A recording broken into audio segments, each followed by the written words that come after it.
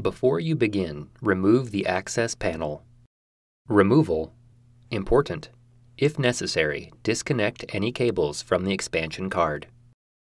Remove the 10mm T15 Torx-head screw that secures the expansion card retention bracket to the chassis. Rotate the expansion card retention bracket until it is fully open. If you are removing a graphics card, release the graphics card from the locking tab on the slot.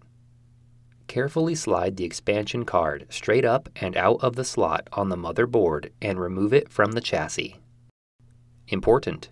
If you are not replacing the expansion card with another card, cover the open slot in the chassis with a metal slot cover. Replacement. Align the expansion card with the slot on the motherboard and insert the expansion card until it is fully seated. If you are replacing a graphics card, ensure the locking tab on the slot is fully in position in the notch on the graphics card. Rotate the expansion card retention bracket until it clicks closed. Replace the 10mm T15 Torx-head screw that secures the expansion card retention bracket to the chassis. Important.